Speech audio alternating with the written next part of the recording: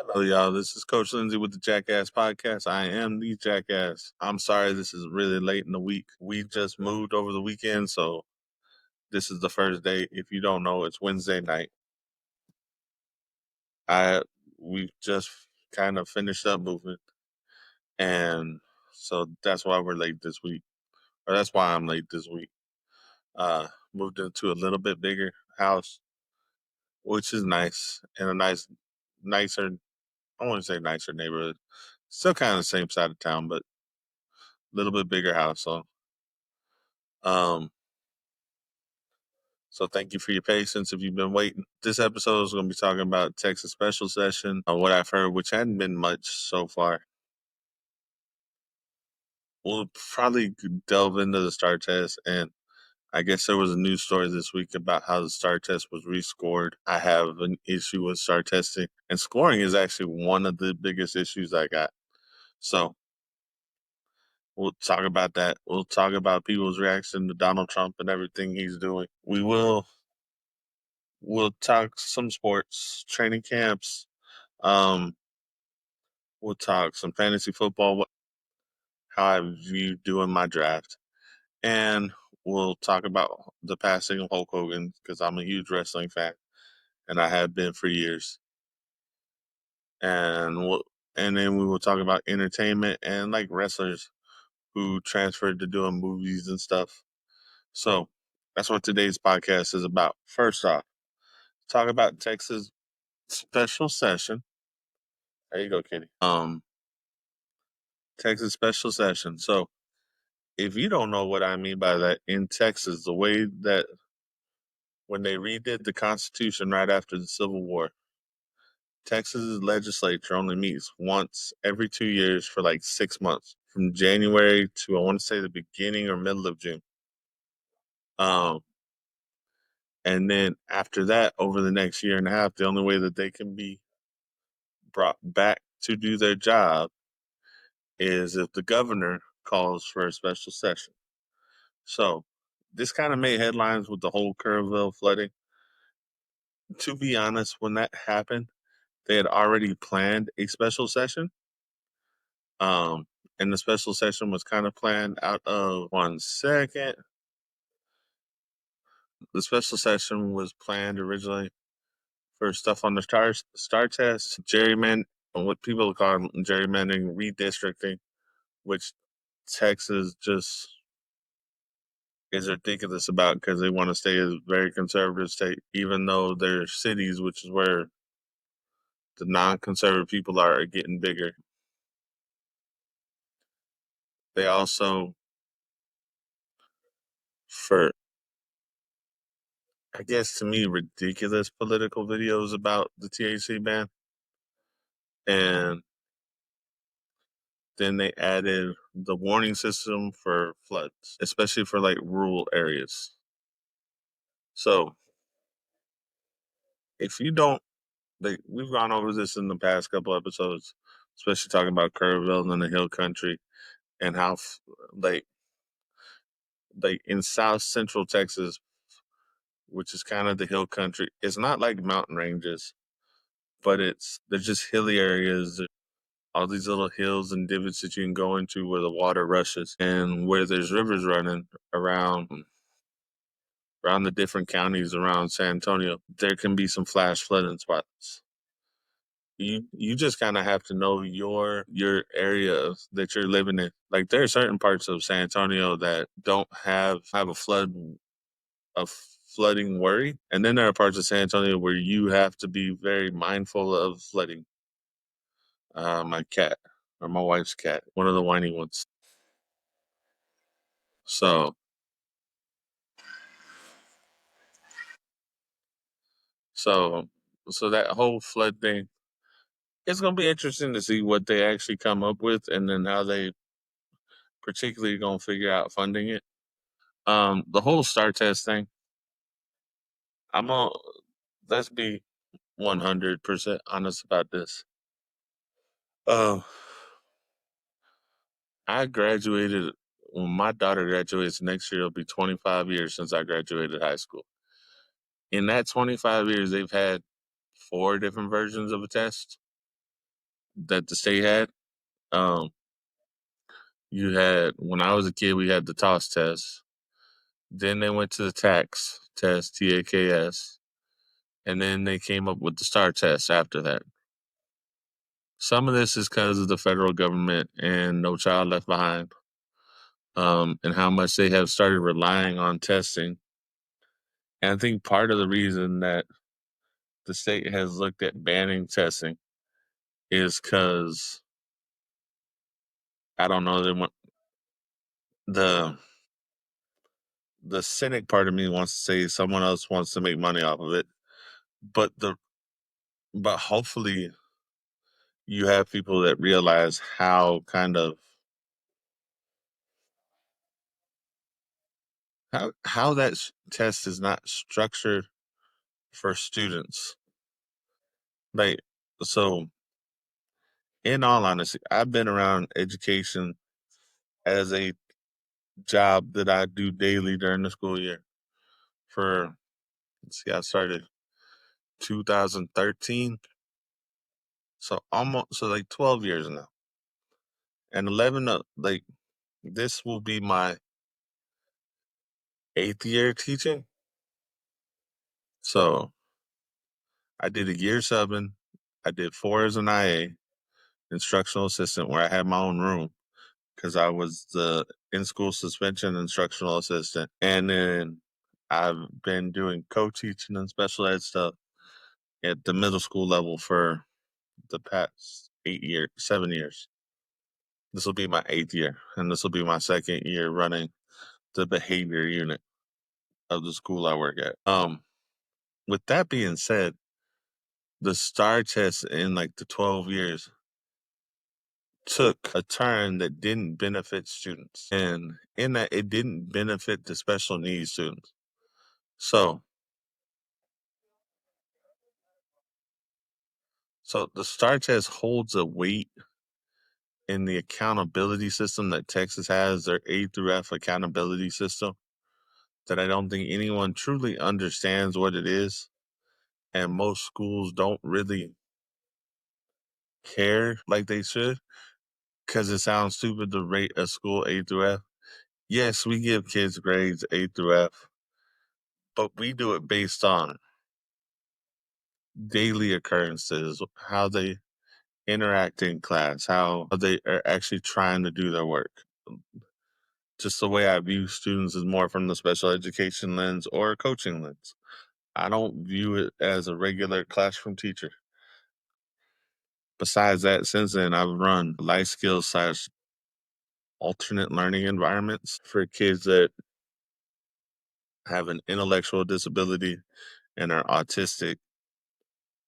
Since I've been in a school constantly, the state has changed the way it tests. And the IEP is kind of important in this, in that we can give accommodations to students for testing, and they have lessened and lessened what the accommodations are. So, in special education for a specific learning disability, which is basically where a kid struggles, they're 2 or 3 grade levels below where they're supposed to be in either math or reading and writing. And those are the only 2 things, as far as the state of Texas is concerned, can be considered like the subject matter of a specific learning disability. Because if they have that, they're going to struggle in all their classes. So we do IEPs based on what they say their specific learning disability is. And now, mind you, as a special education teacher, I have nothing to do with the process of saying what a kid has or does not have until we get to the meeting where we meet as an ARD committee, which is annual review and dismissal committee for a student's IEP. We have school psychologists that do the testing, and that's what they're paid to do, and that's what they went to school for.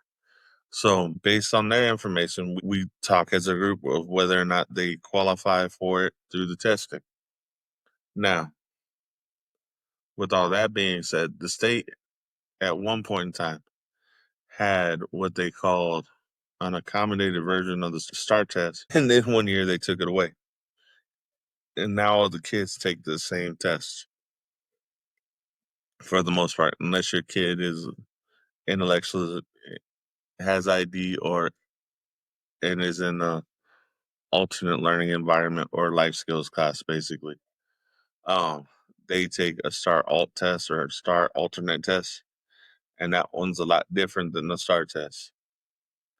So them looking at the STAR test and kind of wanting to make it more like, this is inside the school conversation. There's a national test called the MAP growth test. And basically what that test does is it shows your students' growth in a subject based on how they answer the questions.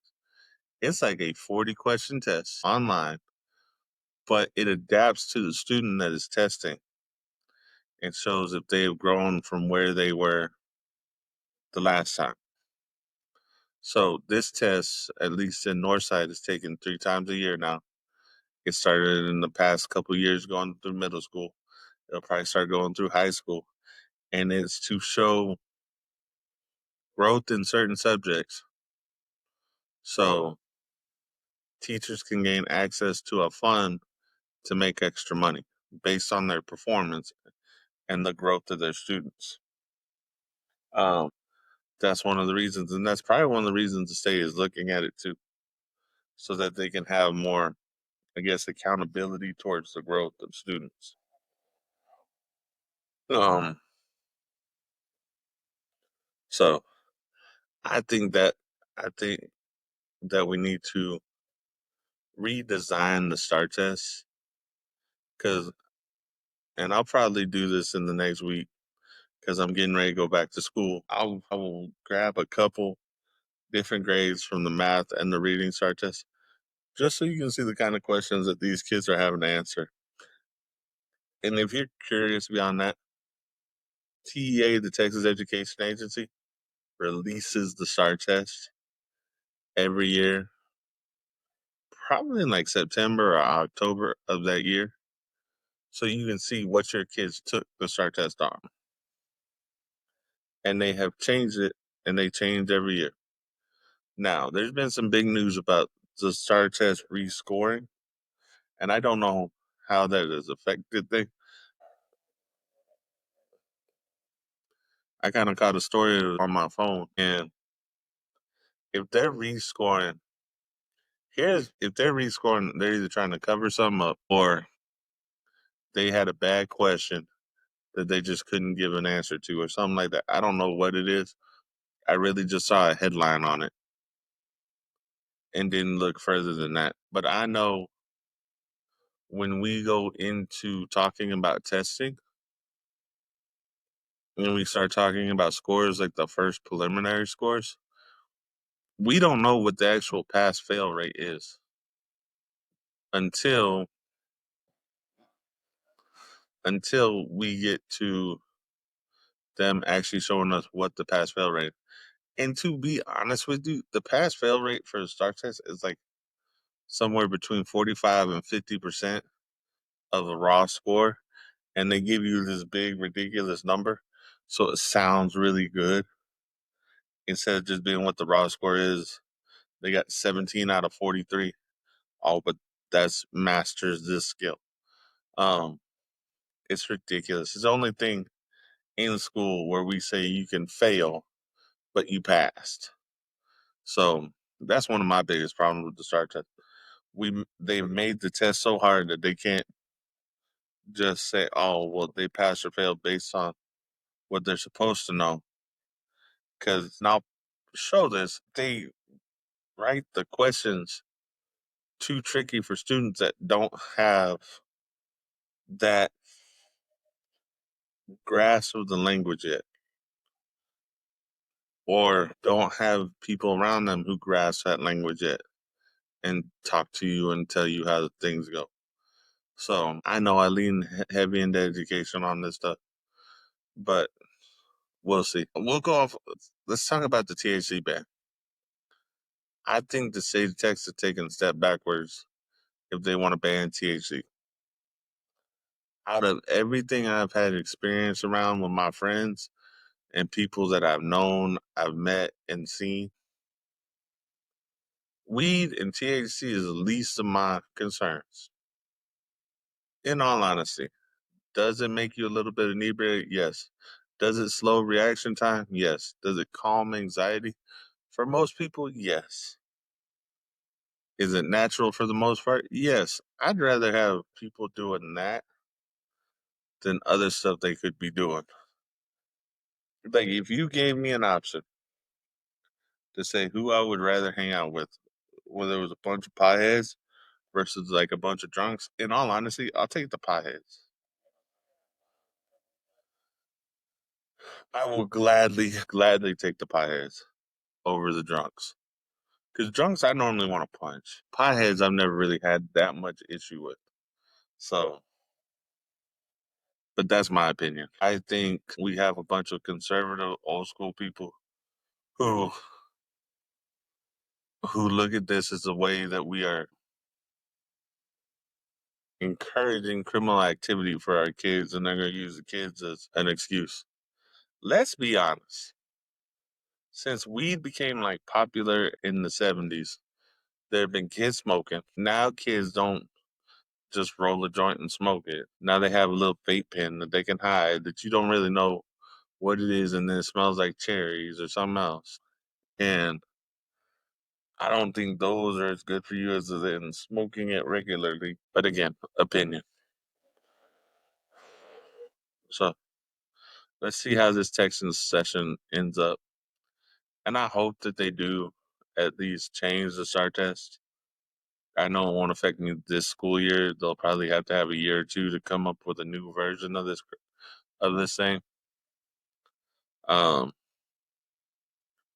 it's just a ridiculous thing on a higher level than it should be. Now, on a federal level,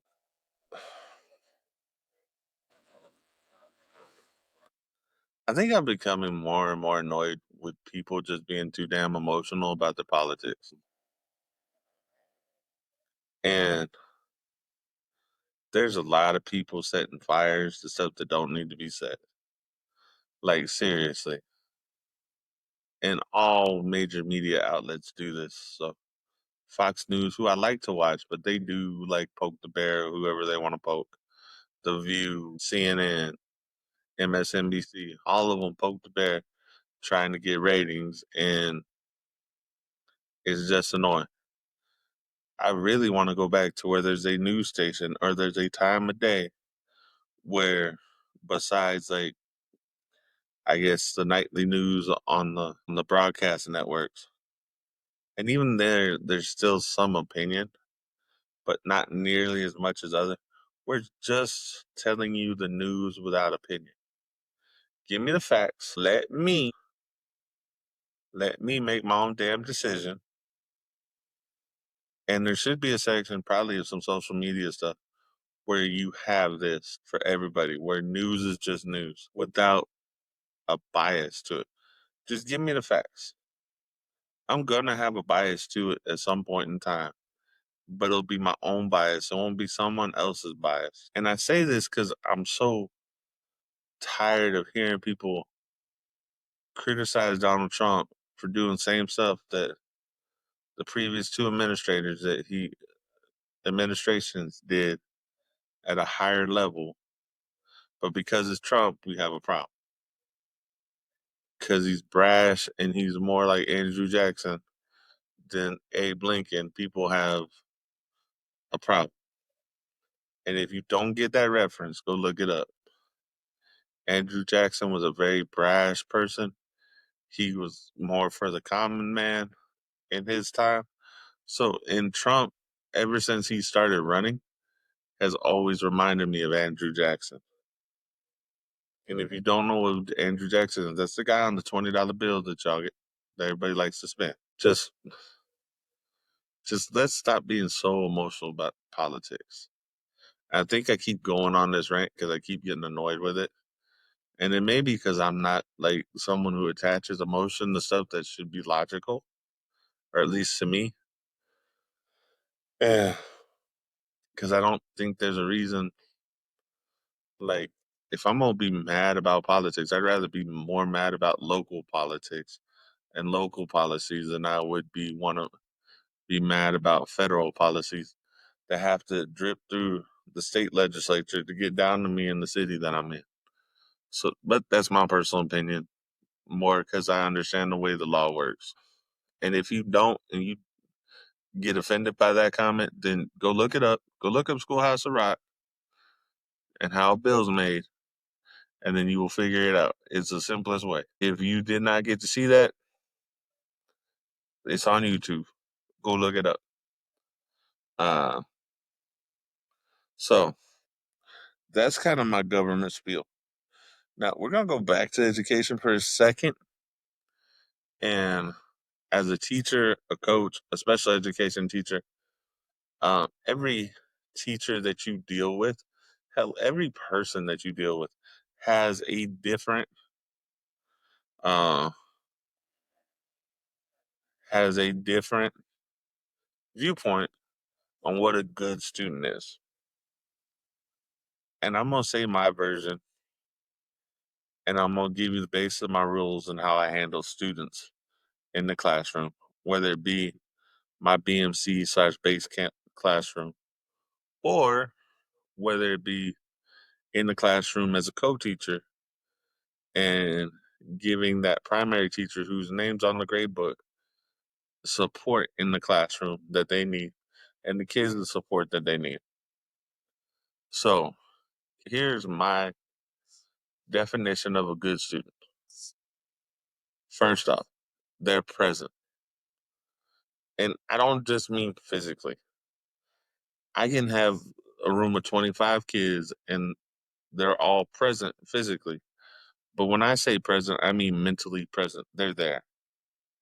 Over the past like 5 years, and this is a reason Texas slowly got to it, but that's like most government institution, it's not going to happen on the immediately. It doesn't change like you do in the classroom or on ground level. Cell phones have become a distraction. How parents handle their kids has become a distraction, especially since COVID. COVID just exponentially made some things in the classroom worse than people want to agree. We took kids out of the structured environment of a classroom, and to some degree, with this group, have been fighting the fight to get them back to being in a traditional classroom in a way. The district I'm in went from having like class sets of Chromebooks, so the kids would have access to the Chromebook in the classroom that they were in, to, so that was the first year I was at the middle school I started off being a teacher at. That very first year, till we got up to when COVID hit, we had a set of 30 between me and my co-teacher that I think he was probably considered responsible for, but that we were responsible for as a unit to make sure that the kids put it back, they didn't walk off with the Chromebooks and all that. And so that's how the first year teaching went. My second year at the same school, now all the kids were doing virtual, or mainly doing virtual. So they all had their own Chromebook that the district provided. The district also provided hotspots for people who didn't have internet or stuff like that when they started coming back, because we were still doing stuff online and we had kids doing both. We went on one, the district went 1-for-1. So every student got a Chromebook in the district. Now, since then, we've been a 1-for-1 district. So every kid gets a Chromebook. And it's been encouraged that we do a lot of stuff on Chromebook. Some teachers are really good about it. Some teachers are old school, which would still rather do a lot more paperwork. And I think we have to have a balance of both. But I do think we need to be more in tune to using technology and the Chromebook. Because in all honesty, even in my job as a coach and a teacher, the computer or laptop or tablet is a really essential tool that we can use. And so I don't think we're going to get away of one for one. I don't think we're going to get away from kids just not having their Chromebook or having a Chromebook. I think where Texas is going to be messed up is that we're going to have to figure out how to pay for them because these kids also don't have like a lot of respect for the Chromebooks. Um, Now, in saying also, I also think a good student to my follows the rules when they're emotionally stable enough to do it. We have a whole generation of kids that we have taught about emotional learning and your feelings and stuff like that, and have been coddled and their feelings have been bubble wrapped to a point. And so they deal with someone like me who has traditionally learned to find things to pick on people about in a fun way. I won't say I bully kids, but I'll find little things. I'll find like off the wall things about their personality that's just fun to pick on, whether it be a temperament issue, whether it be something that a flaw that they know that they have. And if they want to shoot back at me, I'm fine with it. Because in all honesty, if you can stand in my classroom and the kids will hear this, they will hear it in a week and a half from right now when I'm doing this. And my kids who come in my class all the time will hear it more and more than they think they should. In that I live by the golden rule. Do unto others as you would have done unto you, or treat people like, or the plain English version is treat people like you won't be treated. So my kids know that if they come in, start acting like an a-hole, that's the version of Mr. Lindsay or Coach Lindsay they're going to get. I don't play the game, and I'm honest with kids, and I expect them to be honest with me. Do I know kids are going to lie? Yes, I know kids are going to lie. Do adults lie? Yes, I lie sometimes. That's just part of it. But I want you to people understand that my version of a good student is that they're present in the classroom. And by present, they have to be actively learning. And learning is a skill. Listening is a skill. And it's not a skill that we practice as much. Just being present in the moment. And I think a lot of kids don't know how to be present anymore. And I get on my own two kids about this sometimes in some way of knowing where they're at, like when we're driving around or knowing what's going on around them instead of just being on their phone. Like they'll be on their phone less than me sometimes, but sometimes they're not or they don't seem as present. And I think just the way I grew up, I had to be more present. So there are times where I'm a little harder on them about it than I probably should be. But that's the devil I got to deal with later on. So I want kids physically present. I want them mentally present. I want them there to learn. So they have to be active learners. And a good student's not afraid to fail. We have a lot of kids that are taught that perfection should be what you truly strive for. And the honest answer is that you should truly strive to learn from failure. So a good student who someone's willing to fail, willing to fall on their face in front of their peers. And now I'm dealing with kids who are middle schoolers who there's an awkwardness there naturally. Like they go from being the happy go lucky sixth grader to the I think I'm the shit eighth grader in 3 years. And it is nothing like anything else. I love middle school students. I love secondary students more than I like elementary students. That's my personal thing. So, but with that being said, I would much rather it be my students be present mentally. They're there to actively learn, and they're not afraid to fail.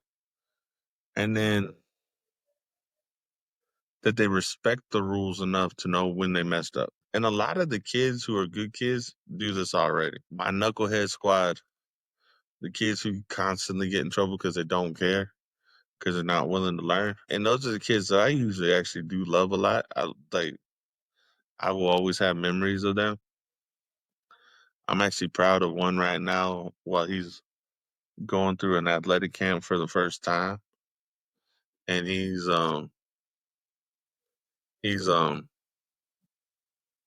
getting better and being coachable and more of a learner than I saw him in my classroom last year.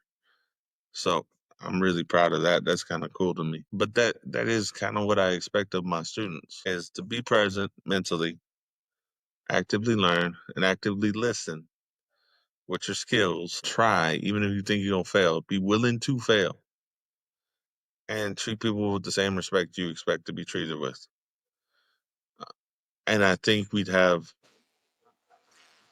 think a lot of people have gotten away from teaching their kids this, so it makes my job harder as a teacher. Don't come to me as a teacher and tell me that it's my fault that your kid doesn't act the same way at home that he acts at school, or that you don't give him some I guess support in acting like an ass or something like that. I will stop believing that. I may look at you, oh, okay, ma'am, that's fine, or okay, sir, that's fine. And then in my mind going, well, that's what you believe, you're a dumbass. But that's what this is how I think a good student should be. Next week we'll go over what I think a really bad student is.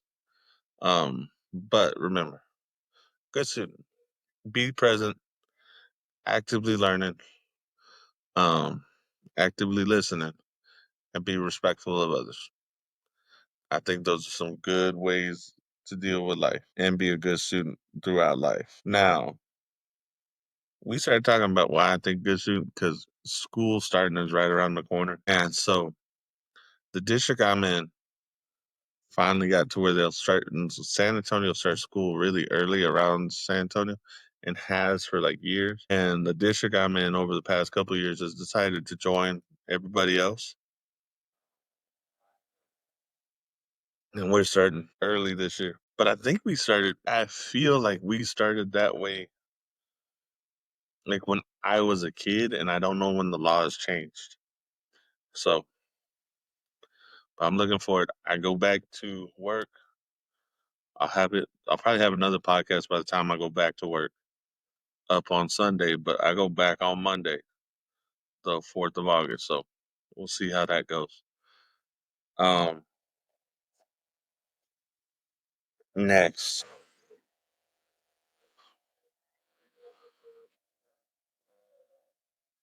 next, talk about sports. Right now, sports. I don't really watch baseball until playoff time, but I do like listening to stuff on training camp right now. Since I'm a huge Cowboys fan, listened to one of their podcasts this morning about training camp, hearing about an injury that I saw online. I'm loving the fact that the football's around the corner. Heck, I think over the next couple of nights there's going to be the Hall of Fame game and the Hall of Fame ceremony, which is always a fun time of year to watch. Um, I'm excited for what I see from the Cowboys. I'm disappointed here in some of the injuries that they've had. I think that we get more injuries in football and basketball now because they're not training. Not that they're not training as hard, sports specifically on their own. I don't think they let professionals get their bodies ready for the grind of the season that they're doing anymore because they're trying to protect themselves early so they don't injure themselves later. And I don't know if that's the way to go. Football and basketball, probably hockey, all have to have a place where you can callous your body to what that sport is going to do to your body.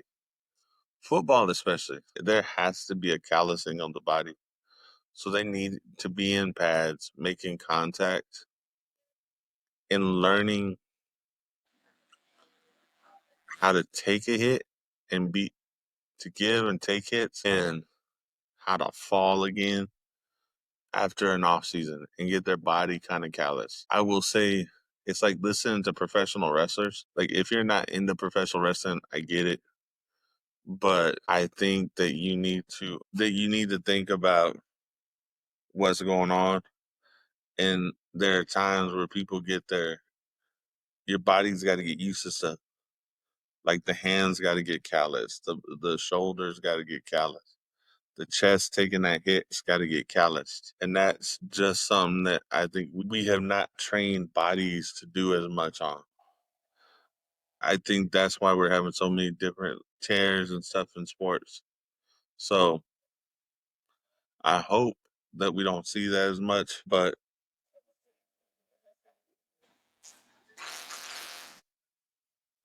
um, but I think that that's one of the things that training camp should be about.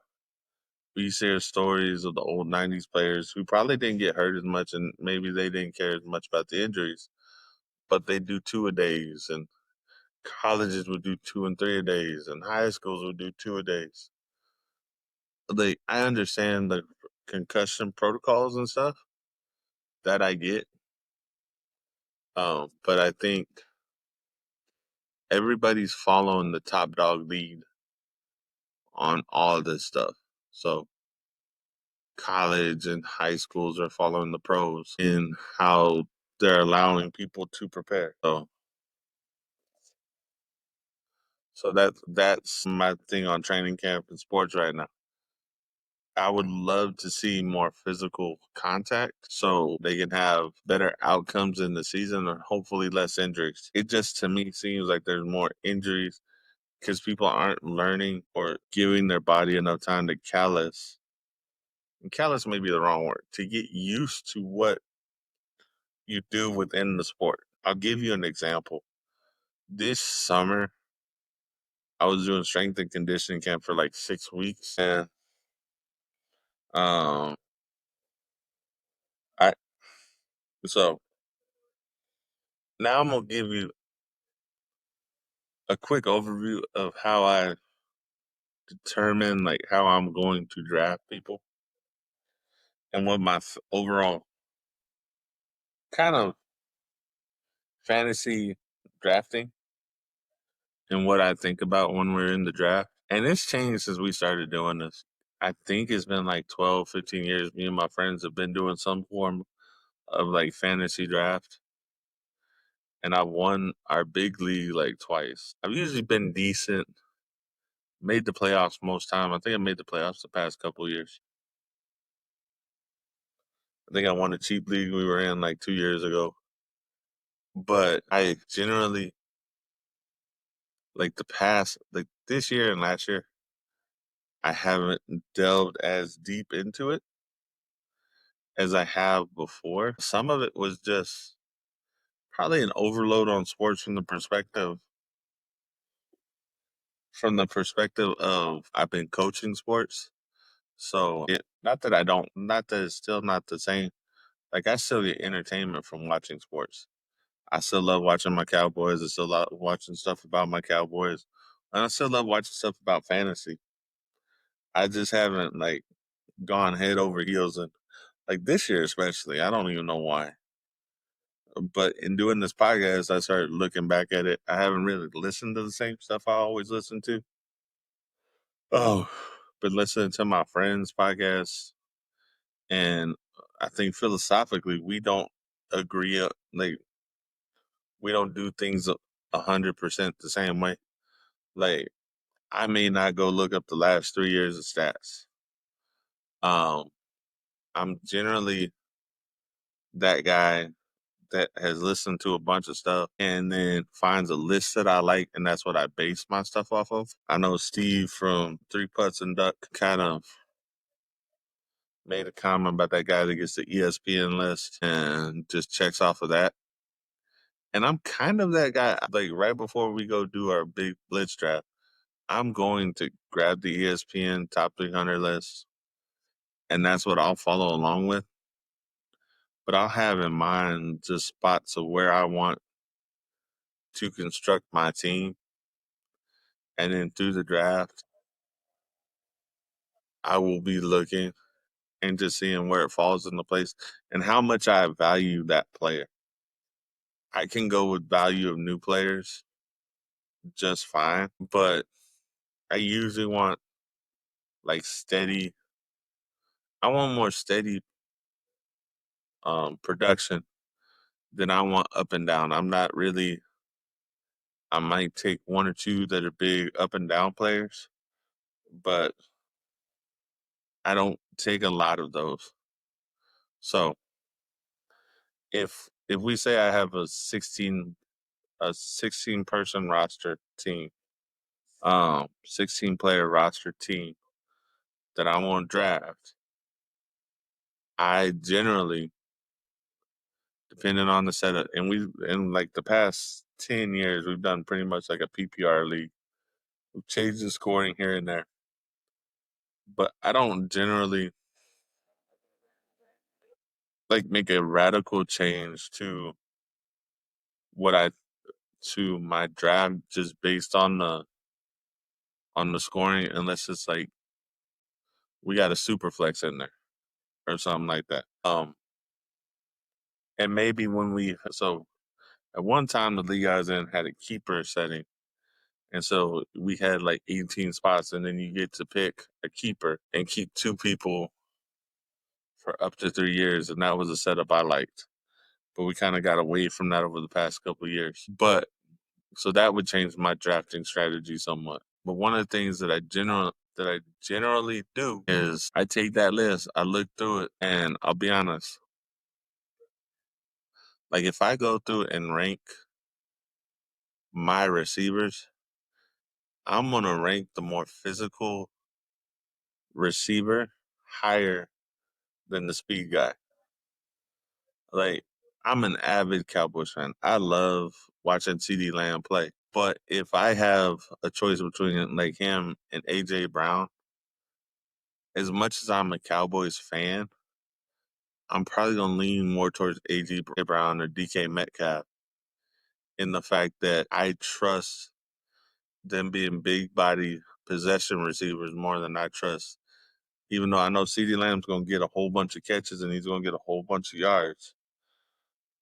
There's the old school mentality. If he gets hit just right, I'd rather have someone like DK Metcalf and AJ Brown that's gonna take that hit physically better than CeeDee Lamb.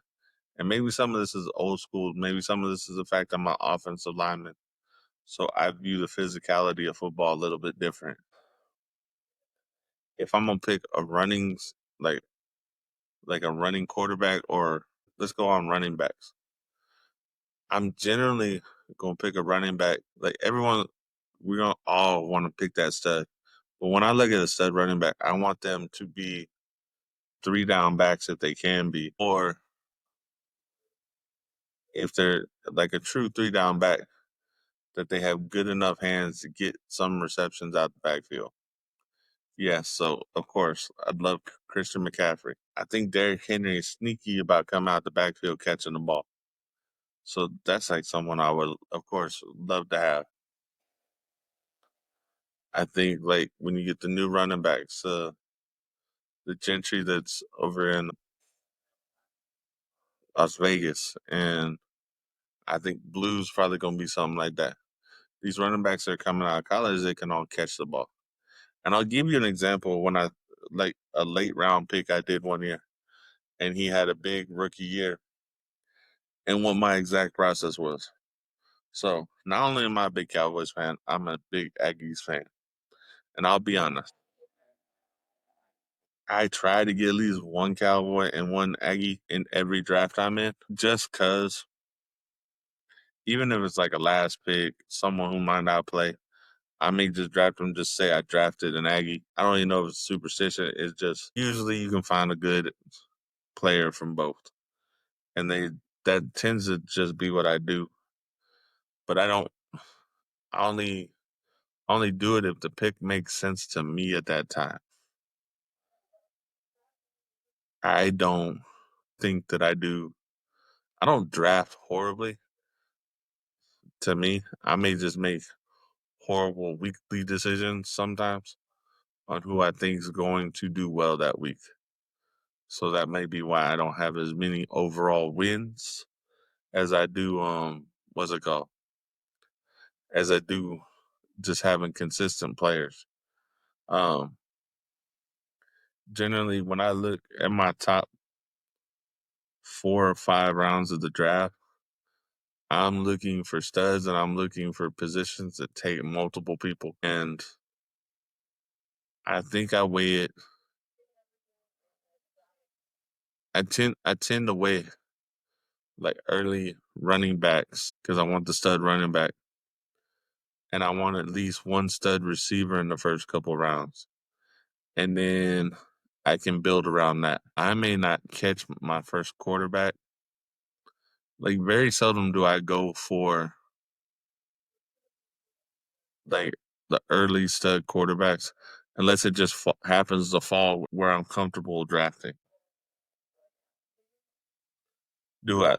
Of course, you look at ability to run, you look at mobility, um, and you look, and I tend to look at what the offensive scheme is like. So I don't even remember. I want to say it was like a late round pick, and it was Davion. It was Davion A. Chain's rookie year. Now again, I'm a big Aggies fan. I knew how fast he was from watching Aggies football, um, and just how much he was running. But I looked. I remember having the thought process of Tyreek Hill and Waddle, who were two speed guys, and then A. Chain coming out the backfield. Even though I knew he wasn't going to be like the starter, he was someone that I kind of just drafted late because I thought he was going to be really good. That year it worked out for me, but it was because the offense was set up in my mind to be a very fast paced offense. Like speed kills in the NFL. There's two things you can't teach in the NFL: height and speed. And I just thought it'd be a very fast running team. And when their offense, like if Miami's offense gets to stay on the field and stay healthy, that offense is just fast and they kill people, just nick, and then go. It's not the most overtly physical team, but it's a zone scheme team with two fast receivers that you don't want to put 8 people in the box. So those running lanes are open for the running back. And I think, in all honesty, take that philosophy of where we have two really good receivers. We're not going to drop an 8th man into the box. It's probably what the Dallas Cowboys are going to see this year because they're just not going to. And then you have a good tight end or you have a decent tight end who can exploit some mismatches. And it's a good offense that sets up for a good running offense. So usually I want to go either stud receiver or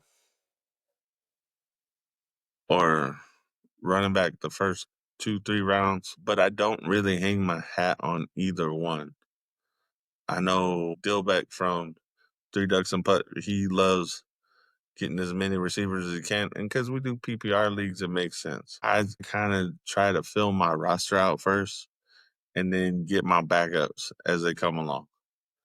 That's just how I've always done it. I don't know if it's the best way, but I like filling out roster spots first. My view on quarterbacks and tight end is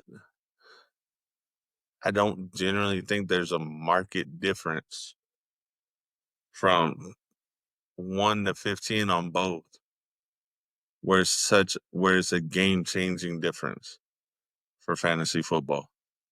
So I may hold off on both positions. I think in years past what messed me up is I'd hold off on receiver and running back and get caught up in me just trying to fill my roster. Now I usually try and get when I fill my roster, I try to get my flex in there, and if I have a super flex, I get my super flex in there. So that's how I view drafting.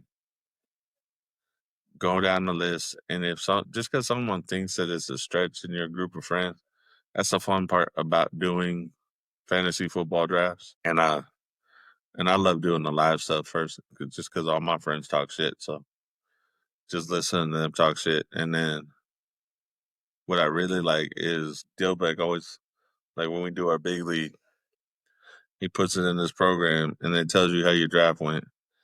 And as far as computers are concerned, I do markedly well at drafting fantasy football team. Like I said, I don't think my draft is bad. I think it's the stuff in the season that I don't focus on as much as other people do. So that's probably where I need to work out on the next couple of years. Um, so with now, now the best way I can say this is that we're gonna switch to something that has been talked about a lot this week or in the past week or so. Um, we've already established I'm a huge wrestling fan. We're always talking wrestling on this podcast. One of the things about wrestling is the characters that you fall in love with. The characters that you fall in love with are usually larger than life. And if you are a wrestling fan, in all honesty, you're going to it you're going to see, and over the past few weeks, y'all have seen the past week, there has been talk about Hulk Hogan. He passed away at 71, which for his generation of wrestlers and being as big of a name as he was is ridiculously, not ridiculous. It's older than most make it. Hulk Hogan started off in the 70s as a wrestler. And if you don't know the history of wrestling, the wrestling in the 70s was a lot different than it is now. Basic overview. There were like 33 regional territories, and you could go make a living basically taking 2 years, taking your gimmick or your character and going to these 33 different regional things. NWA was like 9 of them put together. So that's why the NWA champion was the biggest thing. And what is WWE now was WWF way back when. And they were just a regional thing that went from like New York to Boston. They didn't really go down less than that, but people would try and make the big show and make New York, and that's where you could make a big old name. Hogan started in that era, and he became really big in the AWA, which was based out of, I want to say based out of Minneapolis.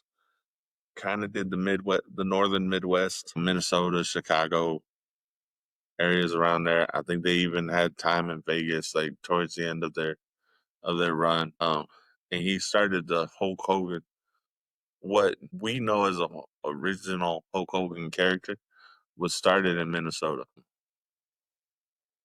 So that's just kind of like a brief history of Hogan before he went to WWE. So if you don't know that story, what Hulk Hogan did with Vince McMahon in what is now WWE was just be ahead of the curve when cable TV became a big thing, when it became more national. So if you're not really old enough to remember how many channels you didn't have as a kid, I think you need to go back and look at the history of it. There is no, you cannot tell two sections of the story of wrestling history, two of the most important sections of the last 40 years of wrestling history, without Hulk Hogan being involved. And before anybody wants to make comments about what Hogan said on the video after he was sleeping with somebody in a private conversation, you need to grow up, please. Like, let's be respectful of the man that and what he did in an industry that has become a worldwide phenomenon. Like, uh, even with what Hogan said in a private conversation, Do I agree with it? No, not really. I don't really care. He was talking in reference to his daughter and on who he wanted his daughter to date. And if you tell me that there is a father who, if he doesn't like a person, wouldn't use a derogatory term towards that person, doesn't matter color, creed, or whatever, because he doesn't like it, then you're around the wrong fathers. I can't sit here and go that I'm gonna slam a man for something he said in private just because it comes off as a little racist from someone who grew up going through, like when he was probably in high school, being from Florida. Let's be honest, there was probably I don't know about Florida's segregation laws at the time, but it was a southern state. There was probably some segregation. There was probably some stuff that went on with that wherever he was at. And you can't sit here and go, oh, well, it's all kumbaya now. No, that's ridiculous. It's not even kumbaya right now with race. So everybody needs to go to their corner. Let's be respectful of what the man did for his industry. And I would say the same thing on anyone who did something great in his industry and then had a flaw outside of that industry. You can separate the two. You cannot tell the story of like there's too many people in my generation of wrestling fans that grew up loving and watching Hulk Hogan.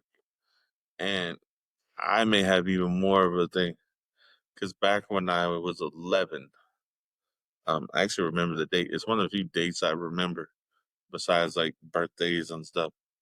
March 13th, 1993. The WWF at the time had a wrestling event, and I think it probably was a taping for Superstars. It was a Friday night um, at the Freeman Coliseum. It was a time when it was like the natural disasters. I couldn't tell you the matches. We went, me, my brother, my stepfather, and my mom went to the WWE event or the WWF event, and we were sitting on the floor. I think the bottom, not right against the rail, but we were right at the bottom of the stands, sitting on the floor. And so when the wrestlers would come out, my stepfather would push my brother, who was in a wheelchair, over to the railing to like smack hands with the wrestlers and stuff. And during that, while my brother was in a wheelchair, he got stepped on, and one of the security guards saw it. So after all the matches were done, so the security guard came, got talked to my stepfather, and asked us to come meet where the entrance was for the wrestlers. And so we actually got to meet Hulk Hogan, Roddy Piper, and Brutus the Barber Beefcake. I have pictures somewhere of us, me at 11 years old, and I was in overalls and a white shirt, and my brother in his wheelchair. And we got to meet Hogan, Piper, and Brutus the Barber Beefcake. So I have never since then not been a fan of Hogan. I wasn't even the biggest fan of Hogan as a kid. I was an Ultimate Warrior fan. And then, yes, I've seen the history of the Ultimate Warrior. I've seen the history of Hogan. I can appreciate what Hogan did for the industry that he was a legend in. It's kind of the same thing of appreciating what LeBron James has done over the past 20 years. I don't have to be the biggest LeBron James fan. I'm not really, but I appreciate the greatness of LeBron James. So I appreciate the greatness of Hogan. And the stuff that I love, like when everybody kind of fell in love with wrestling during the Attitude Era, you don't have the WWE Attitude Era if you don't have Hogan going back to being a heel. And I say going back. Remember, Hogan was a heel before he was Hulk Hogan, and he was a heel when he started off, just like John Cena was. And then he became a huge baby face for 15, 20 years. Everybody kind of forgot about the heel. And then we get to see heel Hogan in the NWO, and he was just cool heel Hogan, as cool as he could have been at the time, cool heel Hogan in the NWO, and you can't tell that story. You can't tell the Attitude story without telling the Monday Night Wars and the NWO and what they did. So as far as that goes, dude, I'm gonna miss the nostalgia that he's been the past 10, 15 years of him coming out every once in a while. I know he was booed in LA when they did the first Netflix Raw. That's their opinion and they're allowed to do it. I think you have to learn to forgive people for what their flaws are if their flaws are outweighed by the good stuff that they did. Of course, my interaction as a kid with Hogan probably taints my view of him a little bit, but I'll never forget it. Like, and it wasn't even like I just got to be there and meet Hogan. Still a huge wrestling fan. It's one of the reasons that we always talk about it on the podcast. So I hope people, when celebrities die, like having someone like Ozzy Osbourne and Malcolm Jamal Warner, who I will be honest, I love, like, if Malcolm Jamal Warner came on a TV show even after the Cosbys, like I remember watching Malcolm and Eddie when it was out, and seeing him in different roles as like doctors and stuff. I'll watch those clips because he was a really good actor. It sucks that at 54 he passed away. Um, what surprises me most is that Ozzy Osbourne was 76. Those rock legends, you have to give them. They are the epitome of why the healthy stuff don't work. And wrestlers are kind of too. Look at Ric Flair. These people who are making late 70s and lived a hard party lifestyle. You just have to give them some sort of respect about that. And Hogan wasn't the world's cleanest person, so but in death, you have to respect the man for what he did for the wrestling industry as a whole. I even like his stuff when he was in TNA. I would watch more clips of TNA. I'm starting to watch him again in clips here and there. But man, just Hulk Hogan, you will be missed. Hopefully, people can appreciate what he did for wrestling as a whole. And since we're talking about Hogan, I will say this. Hulk Hogan was not the world's greatest actor. He has some memorable crappy ass movies. Suburban Commando. What was the other one? He had a couple. Suburban Commando comes because that's just goofy as hell, and him being in a metal suit. It's all I can remember. I saw a clip with him and the guy who played Apollo Creed on Rocky the other day. I don't even know what movie that was, but I'm gonna say he was one of the ones who kind of opened the door for wrestlers in entertainment. I'm gonna be honest. Um, I've never watched the full movie They Live. I just like the classic line where Roddy Piper's in there. And if you don't know like I said, I got to meet Roddy Piper too. That was a cool experience. Um, and as I got more into wrestling history and stuff, watching his story is great. But seeing that iconic line and They Live, I'm here to chew bubble gum and kick ass, and I'm all out of bubble gum. That was such a great line. And he was such a great talker. So I think he had a better experience in being in movies and being someone in a movie than what Hogan did. I think people took Hogan's name and used his name. The Rocky movie was probably the best acting Hogan did. Everything else was just kind of really forced. From No Holds Barred to Suburban Commando to whatever Thunder in Paradise. I do remember watching that too. And I watched it because I was a Hogan fan. I will say I love The Rock. But like as you start watching The Rock's movies, there are very few of his movies that go away from The Rock's natural personality and natural charisma.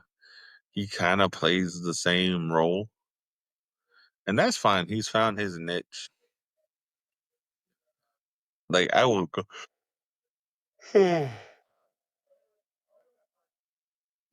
don't go out and seek rock movies, but I will watch them. So, like Black Adam, I did like him playing Black Adam. Him playing Hobbs in Fast and the Furious makes sense. Him playing GI made sense. The character Roadblock. Was it Roadblock? I think it was Roadblock. He played that. That made sense to me. It was a good cast on that, and I like I said, man, I liked him in Faster. That was a good movie. That was one where he wasn't the same character. I love Walking Tall. So those are good movies. I will give John Cena credit as far as actors in movies. He's gotten a lot better. In acting, I think he's got the charisma, of course, but I think with everything he started taking it really, really seriously. Roman Reigns seems to be getting good, or at least getting spot. You know who I'll say is kind of shockingly a good actor is probably the Big Show. He's just never gonna get a lot of roles, but he shows his personality.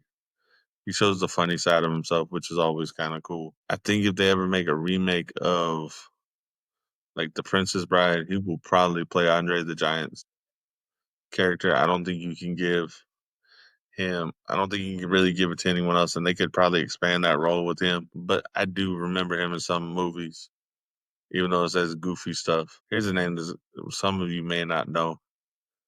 In in the first Sherlock Holmes movie, there's a wrestler. His wrestling name that I remember was Kurgan. He was a big guy, and he just played a villain in like a thug in the Sherlock Holmes movie. And I just remember it. I always remember seeing him when I saw him, and it was great. That was great. But I will say, someone said Dave Bautista's the best actor of the of the wrestlers turn actors. And I'll be honest, I haven't seen all his movies, but like the roles I like him in, he gives himself a presence that say The Rock and John Cena don't have. Like he has a menacing presence in was it Spectre? I want to say it was Spectre he was in. I think it was Spectre he was in the Double O series. Um I love that him doing that. So those are my highlights of wrestlers in movies. Of course, Dave Bautista's Drax and Guardians of the Galaxy. Him playing the straight laced guy was just funny as hell to me. So we will say we'll say that that's kind of the end of. And I know there've been others, but those are the ones that I can think of off the top of my head. I just love seeing wrestlers in different spots. I think it's great. I think it's just fun to see them expand it. Nobody can forget. We'll make fun of like you want to see a bad acted one was kind of Triple H and Blade Trinity, but that whole movie wasn't the world's best movie, so it was par for the course. But it's been cool, and I know Hogan wasn't the original one to start it. There have been wrestlers doing acting long before Hogan, but I just remember Hogan being big enough thing to do acting in some really, really crappy movies, and I guess my dog doesn't agree with me. So hey y'all, thank you for listening today. This is the Jackass Podcast with Coach Lindsay. I'll see y'all next week. It'll probably be quicker, and we'll talk about SummerSlam after the fact. So I may not put this out till Monday evening. Now that I think about it, because SummerSlam is this weekend. I will say this. You know what? I'm looking forward to the John Cena or Cody Rhodes match. That'll be a good one. I'm looking forward to. I don't care about the results. I'm looking forward to CM Punk Gunther match. Dominic Mysterio and AJ Styles kind of gonna look fun. I think Dominic's gonna win somehow, and that's gonna be a pain in the ass. I think you know what, Randy Orton and Jelly Roll. Yes, this is probably a popcorn match um to a lot of people, but seeing that Jelly Roll is taking it seriously in his interviews, and that he's showing a love for it, and man, I hope it does well. I hope it gets a big reaction from the crowd in New York. Just I think it'll be fun. I just like Jelly Roll as an artist. Roman Reigns and Jey Uso versus Bronson Reed and Braun Breaker should be a fun match to end the night with. I think that'll be just a really big. That's gonna be a physical match between all those guys. So let me see. I think Alexa Bliss and Charlotte gonna win the tag titles for the women. I think Gunther's gonna keep the World Heavyweight Championship. I think Randy Orton and Jelly Roll are gonna beat Drew McIntyre and Logan Paul. You know what? I think Bronson Reed and Braun Breaker are gonna beat Roman Reigns and Jey Uso just to build up those characters. I think that they're gonna start doing something with Braun Breaker more than Bronson Reed, and I think because Seth Rollins up, Braun Breaker is gonna make a big run on it.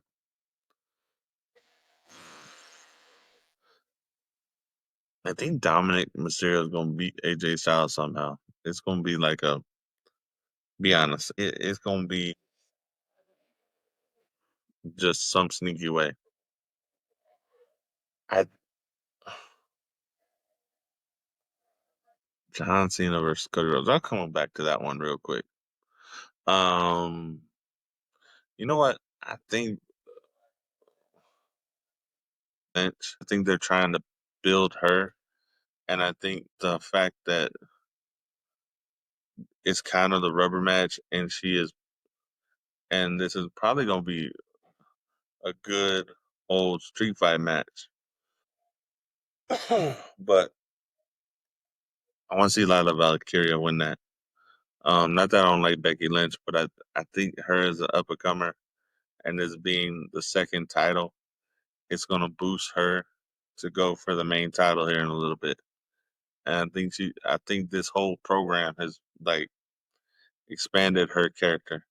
But I do think Bailey's gonna be here, gonna interject somehow in this match, and it's gonna drive me crazy. But I think it'll be good. Man, I want Jacob Fatu to beat Solo Sikoa. I have started loving Jacob Fatu. I just he's just it's a fun character to watch, and you tell he's having fun out there.